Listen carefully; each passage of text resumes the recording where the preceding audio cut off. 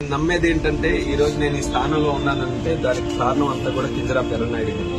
ఆయన తాలూకు 30 సంవత్సరాలు పైగా రాజకీయ చరిత్ర అంతా కూడా ప్రజల కోసం, ప్రజా సేవ కోసమే నిరంతరం కృషి చేశారు. అర్ధాంతరంగా ఆయన చనిపోవడం వల్ల ఒక పెద్ద వ్యాక్యూమ్ రాష్ట్రంలో, దేశంలో కూడా ఏర్పడింది. అటువంటి స్థానాన్ని భర్తీ చేయడానికి నేను ఆయన ఇన్స్పిరేషన్ గా తీసుకుని మొట్టమొదటి రోజు నుంచి కూడా ప్రతి సందర్భంలో ఎర్రన్నాయుడు గారిని తలుచుకొని నా ప్రతి అడుగు కూడా ముందుకు నడిచింది. అలాంటిది పెద్ద ఘట్టం జరిగినప్పుడు ఆయన ఖచ్చితంగా ఆయనకు ప్రత్యేకంగా నేను స్మరించుకోవాలని నేను ఆ వేదిక కూడా పైకి చూసి మరి ఎర్రన్నాయుడు గారిని నేను స్మరించుకోవడం జరిగింది. మరి ఈ రోజు నా కేంద్ర మంత్రి రావడానికి కూడా మీరు బహుశా గ్రహించండి, ముందు కూడా చాలా మంది యంగ్ స్టేజ్ లో మంత్రులు అయ్యారు, కానీ అందరూ ఎంఓఎస్ సహాయక మంత్రులుగానే అయ్యారు, కానీ కేంద్ర మంత్రిగా ఎవరు అవ్వలేదు.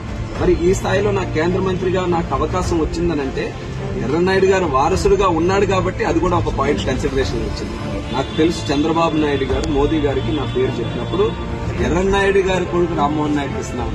సో ఆయన వల్లే నాకు వచ్చిందని భావిస్తున్నాను. కాబట్టి ఈ పదవి ఆయనకి ఒక ఇదిగా ఉండాలని, అలంకరణగా ఉండాలని ఆలోచనతో ఆయన కోసం ఏపీలో కూడా సివిల్ ఏవియేషన్ సెక్టర్ ఏ రకంగా ముందుకు నడిపిస్తున్నాం అనేది మేము మాటలు చెప్పే కంటే చేతల్లో చూపించడానికి ఈ 5 సంవత్సరాలు కూడా మేము ఆ పని ధోరణిని మేము అలవాటు చేసుకున్నాం.